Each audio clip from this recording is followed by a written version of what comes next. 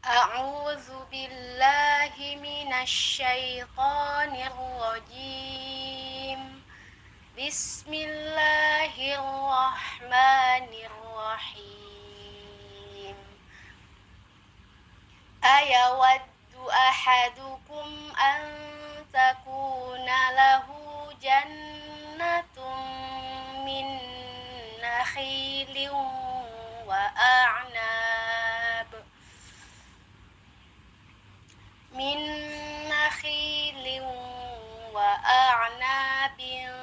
تجري من تحتها الأنهار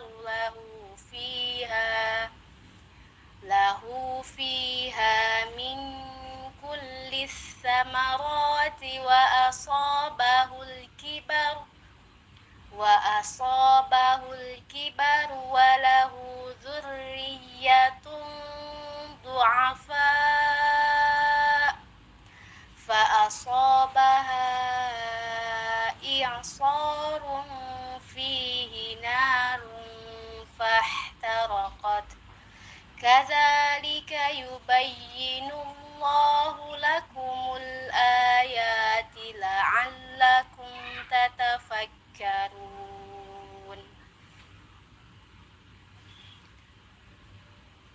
كذلك يبين الله لكم الآيات لعلكم تتفكرون.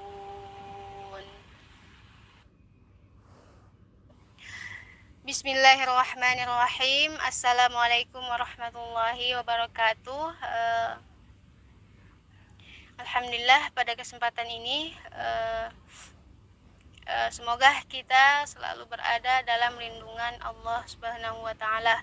Semoga pada kesempatan ini Allah memberikan kemudahan kepada kita semua dalam bertolabul ilmi dalam rangka memperbaiki bacaan kita.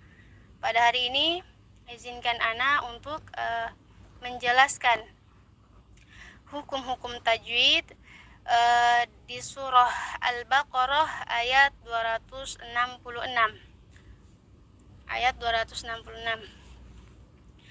Baiklah, pada kalimat ayawaddu ahadukum, di situ di depannya ada mim sukun bertemu dengan hamzah.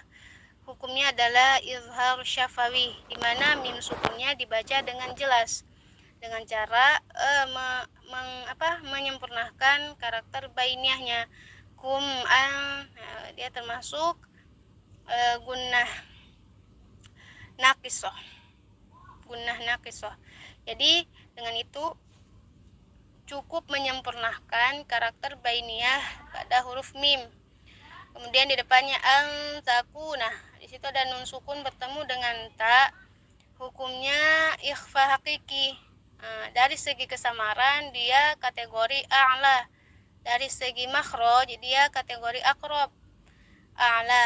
Aqrab karena ta dan nun ini berdekatan.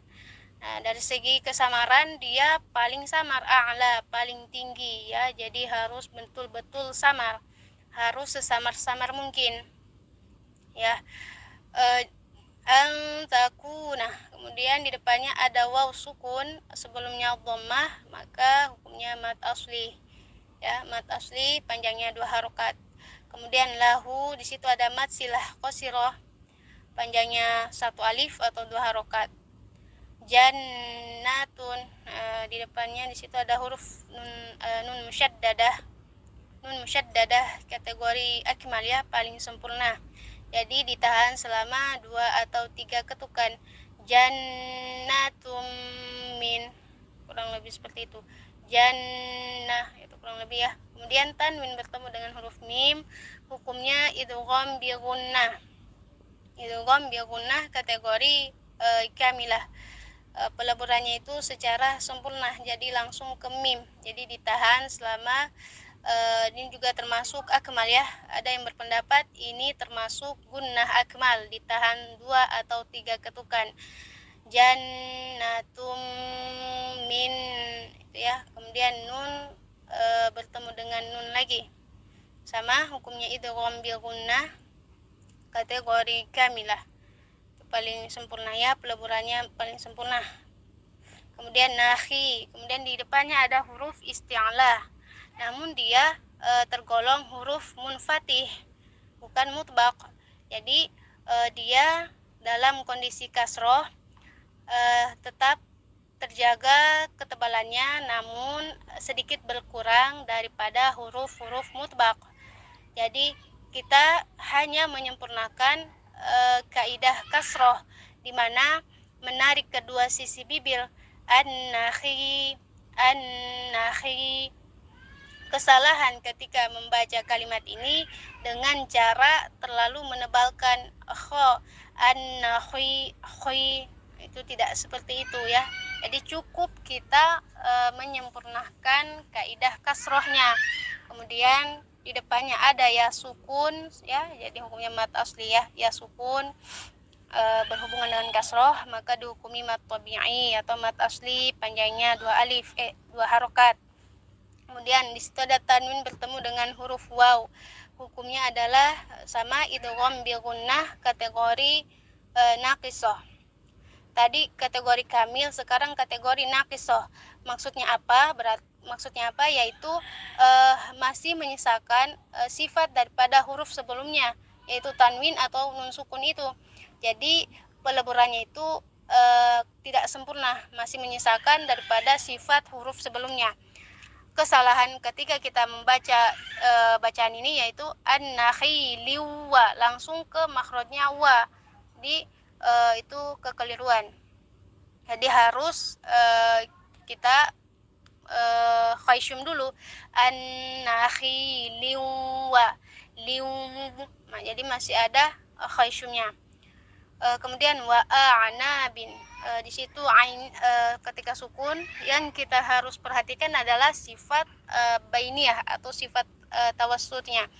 Artinya antara seimbangnya antara terlepasnya suara dan juga tertahannya suara. A'nabin ya, kemudian di situ ada nun ya, di depannya ada alif mad asli ya, panjangnya 2 harokat. Kemudian bil tajri, di situ ada tanwin bertemu dengan ta. Sekali lagi ikhfa hakiki kategori a'la. Tajri, di depannya ada huruf jim, berlaku qalqalah sughroh karena di tengah kalimat. Kesalahan ketika kita membaca qalqalah ini adalah seperti terputus atau ada jedah, tajri, atau seakan-akan ada hamzah di depannya. Jadi itu kesalahan ya, jadi harus dihindari.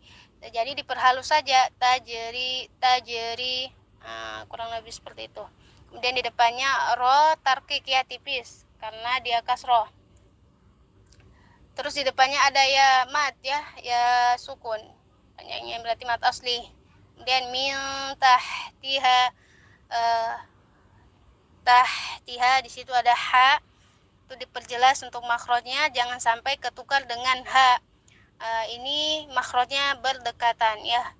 Kalau ha dia tengah tenggorokan, sedangkan ha dia pangkal tenggorokan, jangan sampai tertukar atau semuanya disamakan seperti ha simpul. Nah, itu tidak seperti itu ya.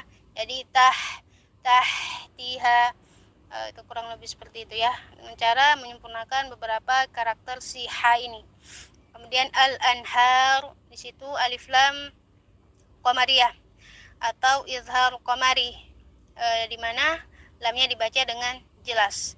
Kemudian anhar, di situ nun sukun bertemu dengan ha, hukumnya izhar halqi ya, hukumnya izhar halqi, di mana nun sukunnya dibaca dengan jelas dengan cara menyempurnakan karakter bainiyah daripada nun itu sendiri.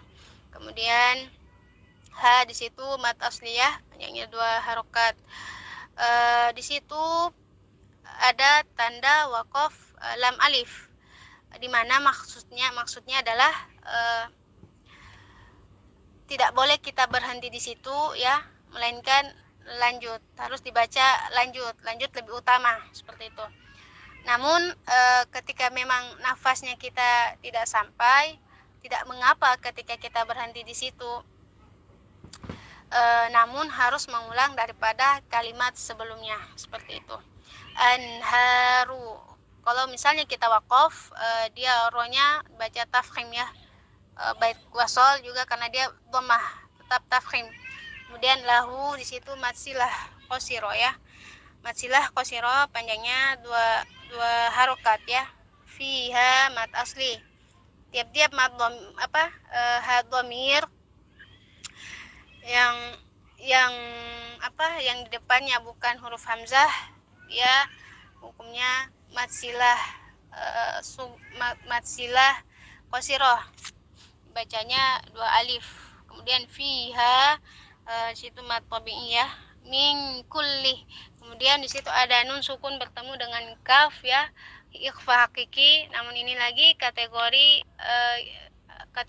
kamilah ya, paling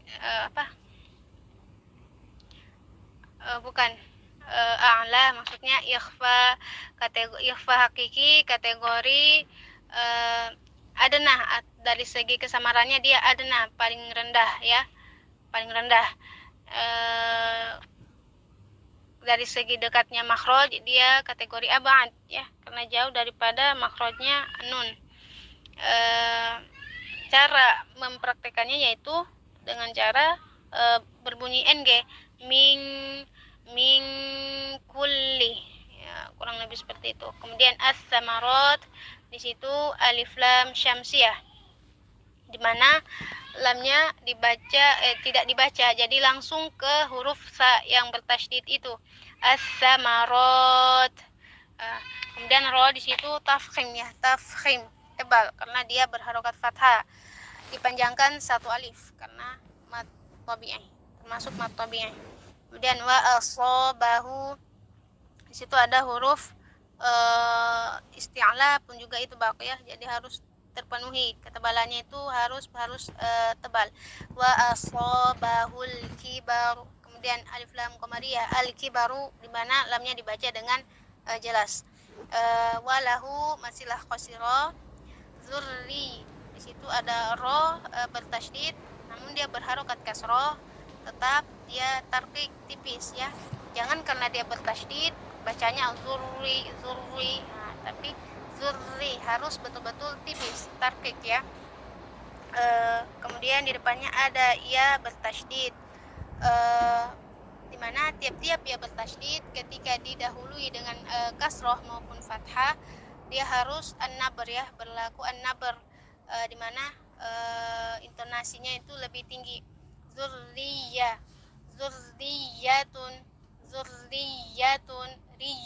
riyatun. Nah, kesalahan ketika kita menaberkan ya tasydid ini yaitu tidak menyempurnakan rokhawah pada ya ini, sehingga terdengar ziriya, ya kurang lebih seperti itulah, tertahanlah intinya.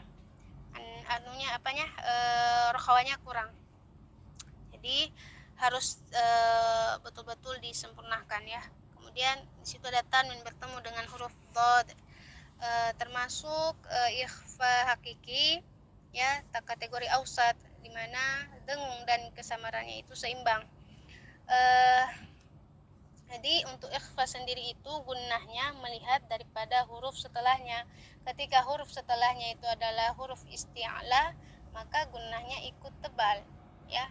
Du'afa harus betul-betul tebal. Du'afa. Kemudian di situ ada tanda waqaf jaiz, di mana maksudnya kita boleh meneruskan bacaan ataupun boleh kita waqaf atau berhenti.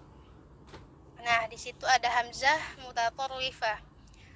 Jadi tiap mat bertemu dengan hamzah berlaku an-nabr. Namun pengecualian pada hamzah mutatarrifah yang ini, untuk an-nabrnya jangan terlalu berlebihan sehingga nanti kedengarannya hamzah itu seperti bertasydid. Jadi jangan du'afa, tapi cukup du'afa ya, kurang lebih seperti itu. Namun kalau kita merasa kesulitan dalam mewakafkan bacaan, kita bisa wasol. Kemudian fa asabaha aysarun, di situ mad bertemu dengan hamzah di lain kata, hukumnya mad jaiz munfasil, di mana panjangnya 4 atau 5 ketukan. I'sa ain tawassut ya. Ketika sukun yang karakter atau sifat yang harus ditampakkan yaitu tawassutnya. I'sarun gitu ya. Kemudian tanwin bertemu dengan huruf fa, ikhfa hakiki ya. Kategori ausat, rung fihi, di depannya ada ya sukun mat asli ya. Narun, nah di situ mat asli juga. Rungfah, di situ ro-nya tafkhim ya, karena dia masih berhubungan dengan dhammah, yaitu dhammatain, maka harus tebal. Fah taraqat, kemudian ha, di situ dia diperjelas lagi hanya, jangan sampai terdengar seperti ha simpul ya, tapi fah taraqat. Kemudian ro tafkhim ya, tebal karena berharokat fathah. Waqaf di situ ya, di situ ada ta sukun. Jadi untuk hamasnya itu lebih tampak ketika ta ini menjadi sukun. Hamasnya harus tampak. Fahtaraqat, qad, kurang lebih seperti itu. Kemudian kadzalika, di situ za mat asliyah panjangnya 2 harokat. Kemudian yubayyinu an-nabar ya bertasydid sebelumnya fathah an-nabar. Allahu di situ lafaz Allah dibaca tebal karena dia sebelumnya itu berharokat dhammah, jadi harus tebal tafkhim, dibaca panjang 2 harokat. Lahu lakumul a, di situ al a alif lam qamariyah ya, jadi lamnya dibaca dengan jelas. Kemudian ayati, di situ hamzahnya dibaca panjang 2 harokat, mad syabih badal ya, jadi mad yang menyerupai mad badal. Ayati ya, di situ mad asli ya. Ayati la'allakum tatafakkarun, di situ ada mim bertemu dengan ta, hukumnya izhar syafawi, jadi mimnya dibaca dengan jelas ya, dengan menyempurnakan karakter bainiyah daripada mim itu tersebut ya. Tatafakkarun, ro tafkhim ya. Kemudian hukumnya menjadi mad arid disukun karena ada huruf yang diwakafkan setelah setelah mad, ada huruf yang diwakafkan setelah mad, jadi panjangnya boleh 2, boleh 4, boleh 6 harokat. Namun daripada itu harus betul-betul konsisten dari awal sampai akhir kita mewakafkan pada hukum bacaan mad arid disukun. Nah, itu saja mungkin, semoga bisa dipahami, semoga bermanfaat. Barakallahu fiikum jami'an. Assalamualaikum warahmatullahi wabarakatuh.